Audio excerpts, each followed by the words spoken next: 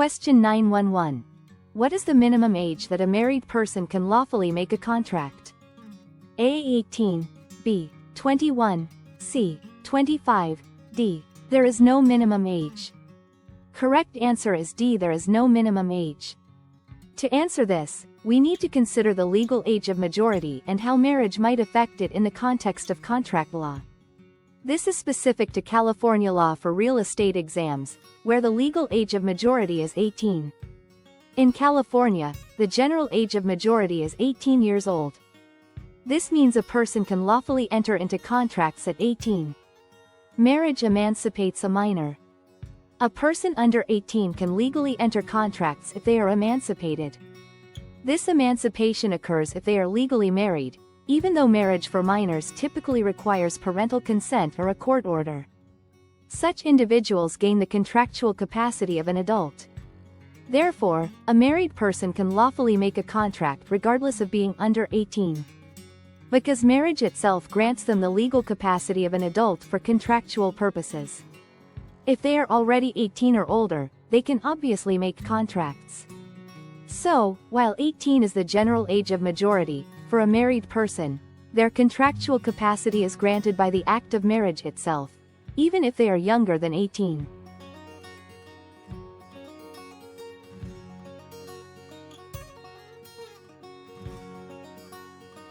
Question 912.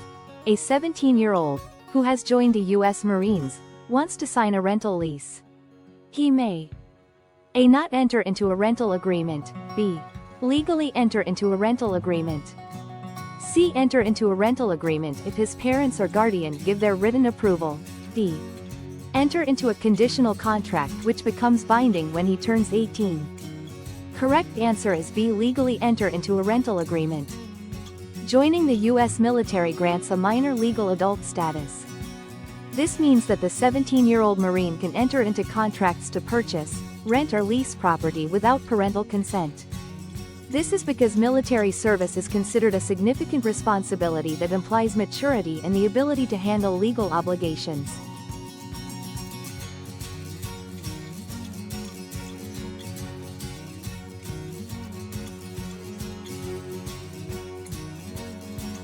Question 913. Broker Betty included the following in the listing contract she presented to client Carl. As consideration for the following, broker Betty agrees to use her best efforts in procuring a buyer for the listed property. This clause is A. Necessary to establish a bilateral contract, B. Necessary to establish a unilateral contract, C. Unnecessary, D. Required by the doctrine of laches. Correct answer is A. Necessary to establish a bilateral contract. In many jurisdictions, including California, a minor, someone under 18 years old, generally lacks the full legal capacity to enter into binding contracts. However, there are specific exceptions where a minor is considered emancipated, giving them the legal capacity of an adult for contractual purposes. One common way a minor becomes emancipated is by lawfully joining the armed forces. Once enlisted, they are typically considered emancipated. Which means they can manage their own affairs, including entering into contracts like rental leases, without parental consent or court approval. Therefore, the 17-year-old, having joined the U.S. Marines, is considered emancipated. Question 914. It is required that a recorded lease be acknowledged by A. County clerk, B. Lessee, C. Lesser, D. Building superintendent. Correct answer is C. Lesser. Leases with a term of 1 year or more must be in the form of a signed writing. For a real estate document, such as a lease, to be recorded in the public records, it must typically meet certain formalities. A core requirement for recording a document is an acknowledgement. This means the signature of the party granting an interest, or whose property is being encumbered, must be formally verified. This verification occurs before a notary public or another authorized officer. Therefore, for a lease to be eligible for public recording, it is primarily the signature of the lessor that needs to be acknowledged. This acknowledgement serves as proof of the lessor's genuine signature and voluntary intent in granting the lease. This crucial step then allows the document to be recorded publicly. Recording provides constructive notice to anyone interested in the property.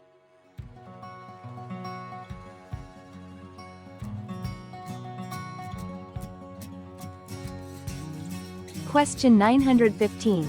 A tenancy in common is created when a. More than one person takes title, b. The parties are not married to each other, c. There is no other way to take title, d. All of the above. Correct answer is D. All of the above. A tenancy in common is a form of co-ownership where two or more people own a property together. Each owner holds an undivided interest in the entire property. Unlike joint tenancy, there is no right of survivorship in a tenancy in common. If one co-owner dies, their interest in the property passes to their heirs, not to the surviving co-owners. A tenancy in common can be created when 1. More than one person takes title.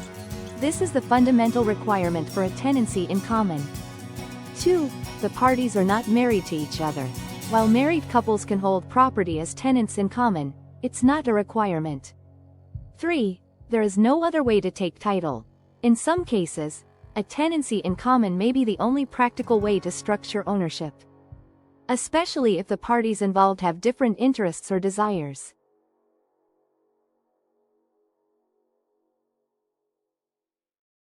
Question 916. Public buildings like churches and libraries are generally appraised using which method? A. Cost approach, b. Sales comparison approach, c.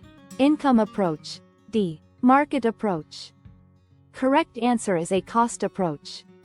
Sales comparison approach method relies on recent sales of similar properties. Income approach method is used to value income-generating properties, such as rental properties or commercial buildings. Market approach is the term often used interchangeably with the sales comparison approach. The cost approach considers just what the land, without structures, would cost. Adds the cost of actual construction, then deducts depreciation. The cost approach is most often used for public buildings, because of the usual lack of recently sold comparable properties in the local market. Public buildings earn no income, so the income approach cannot be used either.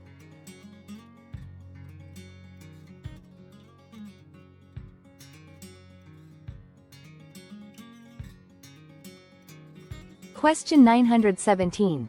An interested buyer makes an offer to a broker of $900,000 on a property that is listed for $1 million. The seller responds with a counteroffer of $950,000 communicated by the broker to the prospective buyer, who makes no response. A week later, the seller instructs the listing broker that he is accepting the buyer's first offer of $900,000. At this point, the parties have A. No agreement, b. A valid agreement, c. An agreement that can be modified as to the asking price by the buyer, d. A conditional agreement with a fee simple to feasible. Correct answer is A. No agreement. This scenario involves the fundamental principles of offer and acceptance in contract law. The buyer made an offer of $900,000. When the seller responded with a counteroffer of $950,000, this action legally rejected the buyer's original $900,000 offer. A counteroffer simultaneously rejects the original offer and creates a new offer.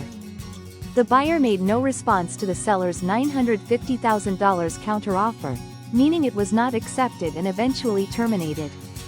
A week later, when the seller tried to accept the buyer's original offer of $900,000, that offer no longer existed. It had been terminated by the seller's own counteroffer. Since the original offer was terminated by the counteroffer, and the counteroffer was never accepted, there is no binding contract. Therefore, at this point, the parties have A. No agreement.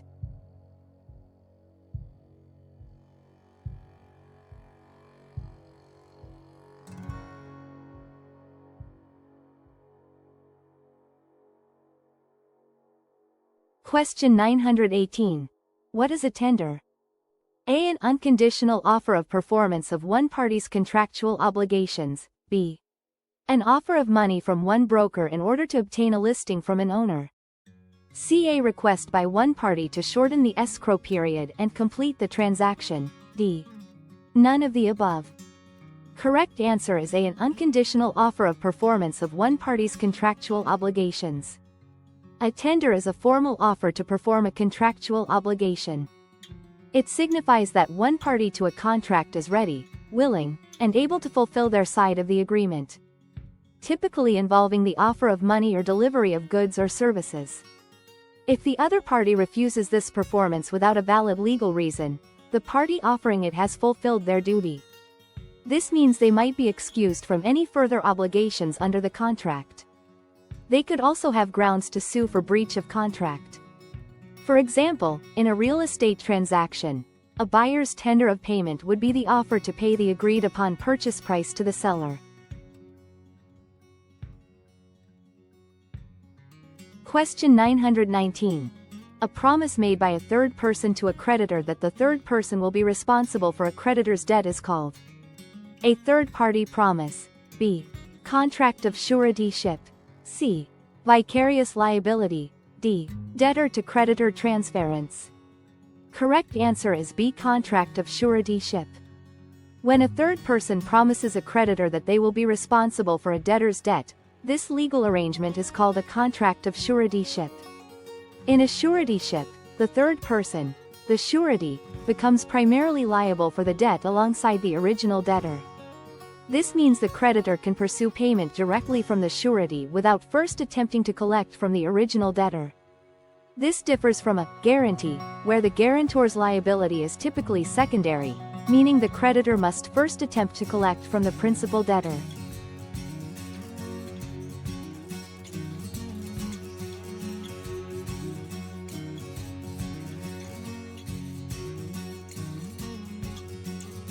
Question 920.